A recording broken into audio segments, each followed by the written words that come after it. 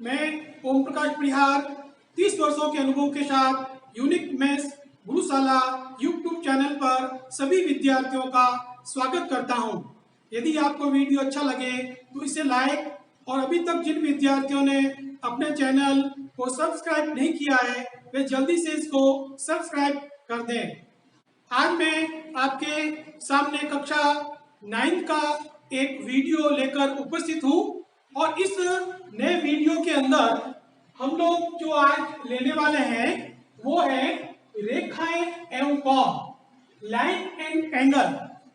और उसके अंदर हम लेने वाले परिभाषाएं, और ये जो अपन परिभाषाएं आज समझने वाले हैं, सीखने वाले हैं, ये परिभाषाएं कक्षा 6वीं से लेकर 6ठी कक्षा से लेकर और ऊपर तक की कक्षाओं के लिए 9वीं 10वीं 11वीं 12वीं वहां तक की कक्षाओं के लिए बहुत ही उपयोगी है। इसके अंदर सबसे पहले हम लेते हैं अपना पहला बिंदु। पेन या पेंसिल की नोक को दबाने से जो आकृति बनती है उसे बिंदु कहते हैं। यानी अगर अपन पेन या पेंसिल की नोक को दबाएंगे तो एक आकृति बनेगी। जैसे देखो, मैं यहाँ पर एक पेन को यहाँ दबा रहा हूं तो यहाँ एक आकृति बनी। तो ये जो आकृति है, जैसे मैं इसका नाम दिया है डी, तो ये जो आकृति है ये कहलाती है बिंदु। अब इसकी विशेषता क्या होती है, खास बातें क्या होती है? बिंदु की लंबाई, चौड़ाई, मोटाई नहीं होती है। यानी ये जो बिंदु अपन ने बनाया ए बी सी डी, इसकी ना तो कोई लंबाई है, ना कोई चौड़ाई है और ना मोटाई है। यह केवल एक संकेत मात्र होता है। ये तो केवल एक संकेत है। अपन ने जैसे पेन को, पेंसिल को टच किया और एक आकृति बनी, जो एक संकेत मात्र है, वह बिंदु कहलाता है। दूसरा का बिंदु है रेखाखंड। दो बिंदुओं को स्केल या पटरी की सहायता से मिलाने पर जो आकृति बनती है उसे रेखाखंड कहते हैं। देखिए, दो बिंदु लिए, पहले अपन ने बिंदु ए लिया, बिंदु बी लिया। अब दोनों बिंदुओं को स्केल की सहायता से जैसे अपन इसको मिलाएंगे ऐसे ऐसे ऐसे स्केल की सहायता से, तो ये जो आकृति बनेगी ए बी, ये कहलाता है रेखाखंड। तीसरा बिंदु लेते हैं किरण। रेखाखंड को एक और असीमित लंबाई तक बढ़ाने से जो आकृति बनती है उसे किरण कहते हैं। यानी रेखाखंडी को देखो, जैसे ये रेखाखंड है अपने पास ए बी, ये जो रेखाखंड है ए बी, अगर इसको एक तरफ जैसे हमने इस तरफ बढ़ाया, देखो ऐसे, तो ये किरण की आकृति बन गई। यदि हम इस तरफ बढ़ाएं, मान लो सी डी को एक रेखाखंड है, देखो ये रेखाखंड है, इसको अपन इस तरफ बढ़ाएं, इस तरफ, तो ये किरण की आकृति बनेगी। जैसे तीर होता है वैसे ही ये किरण की आकृति हमारे पास बनती है। चौथा पॉइंट इसके अंदर ले रहे हैं, देखिए रेखा। रेखाखंड को दोनों ओर असीमित लंबाई तक बढ़ाने से जो आकृति बनती है उसे रेखा कहते हैं। यानी दोनों ओर, देखिए ए और बी, ये रेखाखंड है, यानी ए बी रेखाखंड है। हमने इधर भी इसको बढ़ाया, हमने इसको इधर भी बढ़ाया, दोनों तरफ बढ़ाएंगे रेखाखंड को, तो यह जो आकृति बनेगी ये बनेगी रेखा की आकृति। पांचवा बिंदु इसके अंदर ले रहे हैं प्रतिच्छेदी रेखाएं। जब दो रेखाएं एक दूसरे को आपस में काटती है, प्रतिच्छेदी रेखाएं कहलाती हैं। अब देखिए, दो रेखाएं हैं, एक है ए बी, एक है सी डी। ये दोनों रेखाएं एक बिंदु पर, जैसे मान लो ये बिंदु है ओ, या ओ बिंदु पर ये रेखाएं काटती है, तो ये रेखाएं प्रतिच्छेदी रेखाएं कहलाती है। इसी प्रकार से एक आकृति और देखिए, पी क्यू और आर एस। ये अभी तो नहीं काट रही है, लेकिन ये रेखाएं जैसे ही देखो आर एस, ये आगे बढ़ेगी, ये रेखा आगे बढ़ेगी, जैसे इन रेखाओं को आगे बढ़ाएंगे तो ये एक बिंदु पे काटेगी। तो इस प्रकार की जो रेखाएं होती है वो कहलाती है प्रतिच्छेदी रेखाएं। छठा पॉइंट लेते हैं, समांतर रेखाएं। ऐसी दो या दो से अधिक रेखाएं जिनके बीच की लंबवत, ध्यान देना, लंबवत दूरी सदैव समान होती है। लंबवत जो दूरी है सदैव समान होती है, समांतर रेखाएं कहलाती है। अब देखिए यहाँ पर अपने पास रेखा है ए बी और सी डी। यहाँ पे हम देखेंगे ये जो लंबवत दूरी है, देखो लंबवत दूरी से मतलब है ये देखिए ये दूरी है, ये जो दूरी है ये वाली, ये देखो यहाँ 3 सेमी है, इसका बीच का गैप देखिए ये भी 3 सेमी है, इसका मतलब है ये दोनों समांतर रेखाएं। दूसरा और उदाहरण देखिए, पी क्यू और आर एस। कुछ विद्यार्थी इसको क्या लेते हैं, जैसे समांतर रेखाओं की बात आती है तो लंबाई में बराबर समझते हैं, वो सोचते हैं कि लंबाई में बराबर होनी चाहिए, जैसे ये ए बी और सी डी लंबाई में बराबर होना आवश्यक नहीं है। जैसे देखिए पी क्यू और आर एस, ये छोटी रेखा है ये बड़ी रेखा है, तो इसका जो मूल उद्देश्य है समांतर रेखाओं का लंबवत दूरी से, ये बीच का जो गैप है देखिए बीच का गैप ये बराबर होना चाहिए।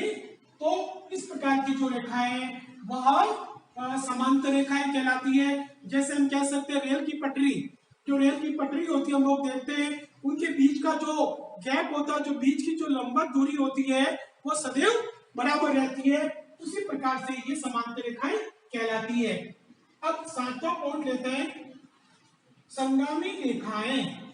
3 या 3 से अधिक ऐसी रेखाएं जो एक बिंदु से गुजरती हो संगामी रेखाएं कहलाती है। देखिए 3 रेखाएं, एक है देखो ए बी, एक है सी डी, एक है ई है। 3 रेखाएं इस प्रकार से देखिए एक बिंदु से गुजरती है, तो इस प्रकार की जो रेखाएं होती है वो संगामी रेखाएं कहलाती है। जैसे त्रिभुज का परिकेंद्र, त्रिभुज का अंतःकेंद्र वो संगामी होता है। अब आगे वाला अपना पॉइंट लेते हैं, वो देखिए 8वां, सरेखीय बिंदु। 2 या 2 से अधिक ऐसे बिंदु जिनसे होकर जाने वाली एक ही रेखा हो सरेख बिंदु कहलाते हैं। यानी देखिए अपने पास A B C D E 5 बिंदु हमने लिए, 2 से अधिक ले सकते हैं कितने भी बिंदु।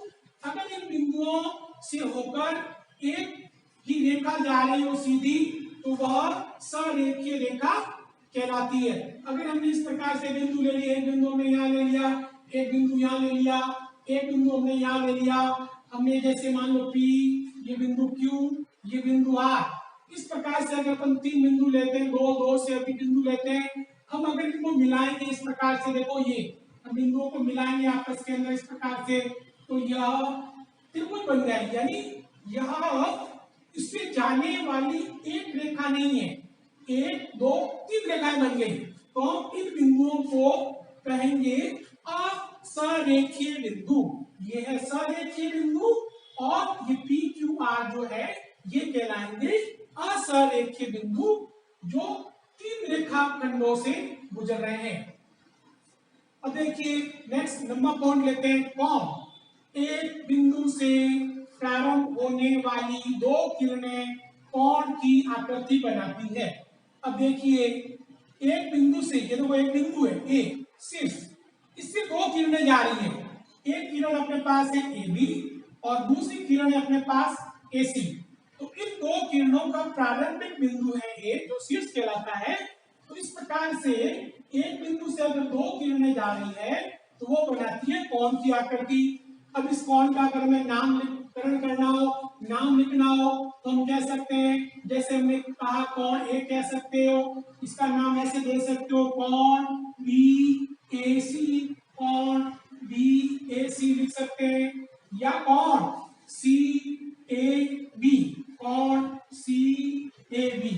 तो इस प्रकार से कोण का नाम लिखा जाता है। जैसे मान लो देखो अपने पास है चतुर्भुज है पी क्यू आर एस, हमें यदि कोण जैसे नंबर 2, कोण नंबर 2 का नाम लिखना है तो इस प्रकार से लिख सकते हैं, या तो लिखो कोण 2 लिखो, कोण 2 लिख सकते हैं, या और इस कोण का नाम लिखना है आर क्यू पी, कोण आर क्यू और पी, आर क्यू पी, या अपन इसको लिख सकते हैं, देखिए P Q R, P Q R. तो इस प्रकार से ये जो है अपन अपने इसके अंदर कोणों के नाम लिख सकते हैं। इस चैप्टर के अंदर, अपने टॉपिक के अंदर कुछ और डेफिनेशन लेते हैं। कोणों का वर्गीकरण। अभी हमने कोण के बारे में समझा कि कोण क्या होता है। अब कोणों का वर्गीकरण देखते हैं। कोण सबसे पहले ले रहे हैं न्यून कोण, एक्यूट एंगल, एक समकोण से छोटे कोण, यानी एक समकोण से छोटा कोण मतलब 0 डिग्री से 90 डिग्री के बीच का जो कोण है वह न्यून कोण कहलाता है, या न्यून कोण अपन कहते हैं। जैसे देख सकते हैं, देखो ये समकोण से छोटा कोण है, ये देखिए ये समकोण से छोटा कोण है एबीसी पी क्यू आर, तो ये न्यून कोण कहलाता है। इसी प्रकार इसी के अंदर कोणों का वर्गीकरण नंबर 2, समकोण, राइट एंगल, 90 डिग्री के कोण को समकोण कह सकते हैं। देखो ये 90 डिग्री का कोण है, ये चिन्ह संकेत बना हुआ है, ए बी सी कोण, पी क्यू आर, ये समकोण है, 90 डिग्री के कोण है। तीसरा इसके अंदर ले रहे हैं अधिक कोण। तो अधिक कोण क्या है? एक समकोण से बड़े किंतु दो समकोण से छोटे, यानी एक समकोण है 90 से 180 के बीच जो कोण होता है उसे अपन कहेंगे अधिक कोण। देखिए इस प्रकार से ये अधिक कोण है, ये दोनों अधिक कोण है, M N, M O N और एक्स वाई जेड, ये कहलाते हैं अधिक कोण। चौथा प्रकार वर्गीकरण के अंदर अपन ले रहे हैं सरल कोण या ऋजु कोण। 180 डिग्री के कोण को सरल कोण कहते हैं, जिसे ऋजु कोण भी कहते हैं। देखो सीधी स्ट्रेट लाइन है, सीधी लाइन है, तो पी क्यू आर, इस प्रकार से ये जो कोण है ये कहलाता है सरल कोण। नंबर 5 लेते हैं प्रतिवर्ती कोण या वृत्त कोण, रिफ्लेक्स एंगल, ऐसा कोण जो 180 डिग्री से 360 डिग्री के मध्य हो, यानी 180 से तो ज्यादा हो और 360 से कम हो, उसे हम कहेंगे प्रतिवर्ती कोण। इस प्रकार से देखिए, इसकी आकृति देखिए, ए बी सी, ये जो कोण है ये वाला, ये कहलाता है प्रतिवर्ती कोण। इस प्रकार से देखो कोणों को हम लोग आराम से समझ सकते हैं। जैसे देखिए, पूरा एक बार मैं वापस समझाता हूं, अगर हम ध्यान से देखें, इसको देखिए, ये तुम्हें समकोण दिखाई देगा, ये समकोण देखो 90 डिग्री का, मैं इसको इस प्रकार से कर दिया तो इस प्रकार से समकोण बन गया, ये समकोण 90 डिग्री का। और समकोण से छोटा कोण, जैसे ही मैं इसको देखो इस प्रकार से कर रहा हूं, ये न्यून कोण बन रहे हैं सब, ये समकोण से छोटे हो रहे हैं, न्यून कोण बन रहा है, या अपन इस भुजा को देखिए इस प्रकार से कर रहे हैं तो ये सब न्यून कोण बन रहे हैं। और जैसे ही समकोण से बड़े, जैसे ही हम इसको इस प्रकार से करेंगे, देखिए इस प्रकार से ये देखो समकोण, ये समकोण से बड़े कोण जा रहे हैं, ये देखिए सब समकोण से बड़े, तो इस प्रकार से ये कोण कहलाते हैं अधिक कोण। ये देखो अधिक कोण बन रहे हैं, ये अधिक कोण है, ये अधिक कोण है। लेकिन जैसे इसको इस प्रकार से देखिए, ये स्ट्रेट लाइन, सीधी लाइन, यानी सरल 180 डिग्री के कोण को अपन सरल कोण कहते हैं। तो सीधी लाइन बन के देखिए इस प्रकार से, तो ये कहलाता है सरल कोण। और जो पांचवा जो कोण मैंने अभी समझाया था प्रतिवर्ती, देखिए अभी 180 है, और जैसे देखो 180 से ज्यादा जा रहा है, ये 180 से ज्यादा हो रहा है, तो इस प्रकार से ये जो कोण बन रहा है, देखिए इस प्रकार से आराम से इसको देख सकते हैं, ये 180 से ज्यादा जा रहा है, तो ये जो कोण कहलाते हैं इस प्रकार से। ये 5 प्रकार के जो कोण है मैंने अभी तुम्हें समझाए थे, और अन्य प्रकार के कोण भी इसके अंदर होते हैं। अब अन्य प्रकार के जो कोण है उसके अंदर सबसे पहले अपन लेते हैं आसन कोण। अब आसन कोण क्या होता है, देखिए ऐसे दो कोण जिनके शीर्ष और एक भुजा उभयनिष्ठ हो, आसन कोण कहलाते हैं। अब इसमें लिखा हुआ है कि एक शीर्ष, देखिए दो कोण बन रहे हैं, कोण ए ओ बी, कोण ए ओ बी, और दूसरा कोण बन रहा है बी ओ सी, दो कोण है। अब इनकी क्या विशेषता है, देखो दोनों की शीर्ष एक है ओ, और दोनों के अंदर उभयनिष्ठ भुजा देखिए ओ भी, दोनों के अंदर ये उभयनिष्ठ भुजा इसमें भी काम आ रही है, इसके अंदर भी काम आ रही है। तो इस प्रकार के जो कोण होते हैं वो कहलाते हैं आसन कोण। उसके बाद दूसरा अन्य प्रकार में लेते हैं पूरक कोण।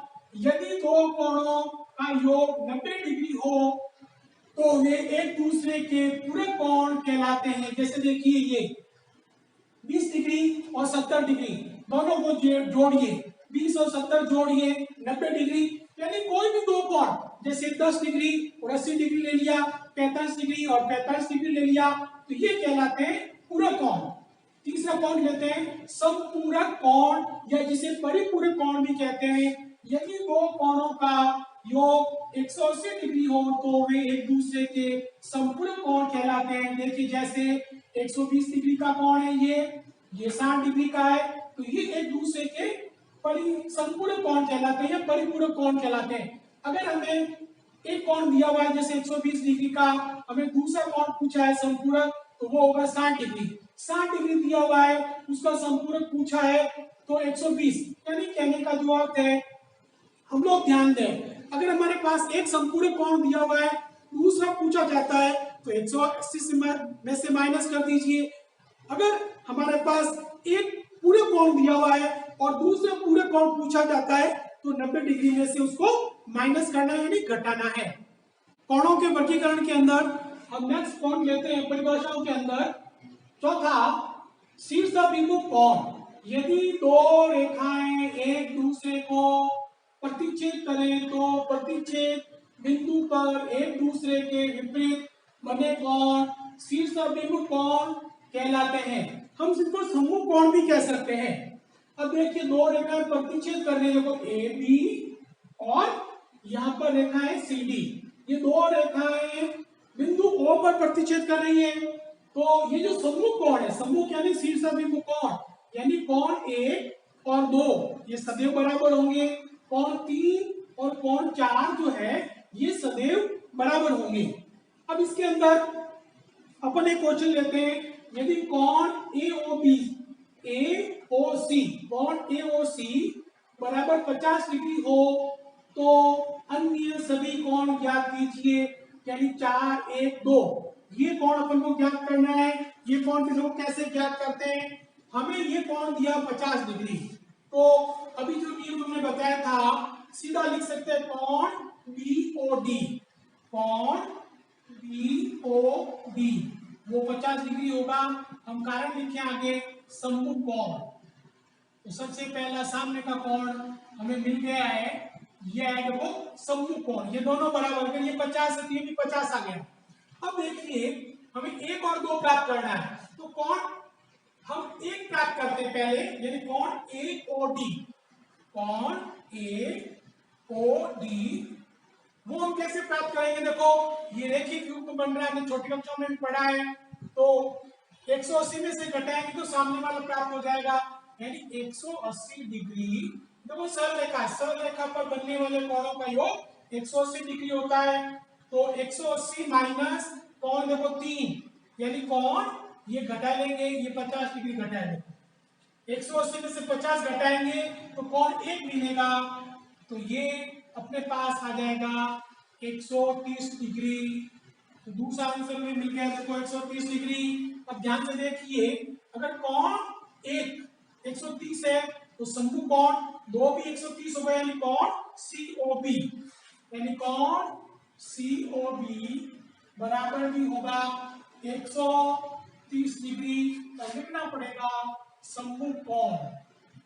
तो इस प्रकार से हमने एक कोण दिए जाने पर कोई भी इसके अंदर अगर हमको एक कोण दिया जाएगा, एक कोण, तो पहले समूह कोण ज्ञात कीजिए और उसके बाद रेखिक कोण युग्म से कोई भी कोण ये ज्ञात कीजिए, ये ज्ञात कीजिए। इस प्रकार से हम यहाँ पर बाकी कोण भी ज्ञात कर सकते हैं।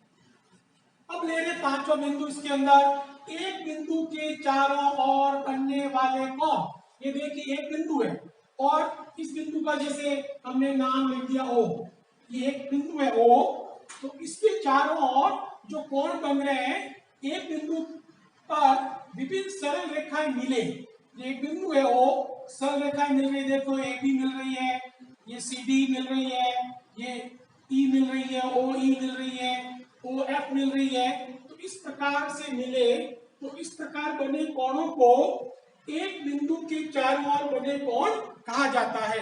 अब इनकी क्या विशेषता है, देखिए कोण 1, कोण 2, 3, 4, 5, 6, एक बिंदु कोण 1 + 2 + 3 + 4 + 5 + 6 बराबर 360 डिग्री। तो यानी हम कह सकते हैं कि एक बिंदु के चारों ओर बनने वाले कोणों का योग सदैव 360 डिग्री होता है।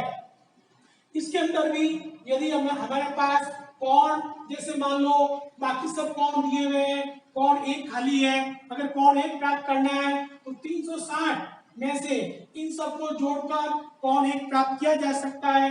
यानी कोई भी कोण अगर एक इसके अंदर हमें ज्ञात करना हो तो 360 में से घटाकर वह कोण प्राप्त किया जा सकता है। छठा बिंदु ले रहे हैं, कोणों का रेखिक युग्म।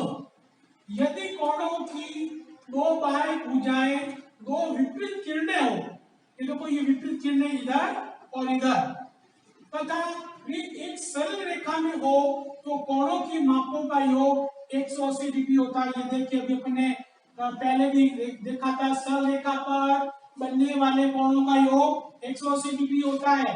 एक सरल रेखा को पी ओ क्यू एक सरल रेखा है, इससे बनने वाले जो कोण है इनका योग जो है वो सदैव 180 डिग्री हो रहा है। तो ये कोण जो है इस प्रकार से कोण हम कह सकते हैं, इसका नाम दे दिया, जैसे मान लो 1, ये कोण 2 दे दिया, तो कोण 1 + कोण 2 इनका जो योग है सदैव वो है 180 डिग्री। अब यहाँ पर इसके अंदर अगर कोण 1 दिया हुआ है, दूसरा 180 में से घटा के प्राप्त कर सकते हैं, कोण 2 दिया हुआ है तो 180 में से घटा के कोण 1 प्राप्त कर सकते हैं। अब देखिए इसके अंदर क्वेश्चन लेते हैं नंबर 2, यदि कोण PQR, ये देखिए कोण POR, कोण POR बराबर 40 डिग्री हो तो कोण ROQ ज्ञात कीजिए। तो सीधी बात है, इसके अंदर अगर ये दिया हुआ तो ये हमें प्राप्त करना है, तो हम लिख सकते हैं कोण POR बराबर 180 डिग्री माइनस इसको घटाएंगे 40 डिग्री, यह है 40 डिग्री बराबर 180 में से 40 घटाएंगे तो हमारे पास प्राप्त होगा 140 डिग्री। तो यहाँ पर हमें थोड़ा लिखना भी पड़ेगा, कारण कि भाई ये कौन से नियम से किया आपने, तो लिखना पड़ेगा रैखिक कोण युग्म। तो यहाँ हम लिख सकते हैं रैखिक कोण युग्म। रैखिक कोण युग्म जो है वो ये है कि भाई एक सरल रेखा पर जो कोण बन रहे हैं, जरूरी एक दो कोण, हम 3 भी बना सकते हैं, 4 भी बना सकते हैं, जितने भी कोण बनेंगे यहाँ सबका जो योग होगा वो सदैव 180 डिग्री ही होगा। आज मैंने जो समझाया है उसकी PDF फाइल का लिंक नीचे डिस्क्रिप्शन में दिया गया है, उसे डाउनलोड कर दीजिए। यदि आपको वीडियो अच्छा लगे तो इसको लाइक शेयर करें और अपने सुझाव कमेंट्स बॉक्स में जरूर दें। अभी तक जिन विद्यार्थियों ने अपना जो चैनल है यूनिक मैथ्स गुरुशाला चैनल, इसको सब्सक्राइब नहीं किया है तो जल्दी से इसको सब्सक्राइब कर दें। जय हिंद, जय भारत।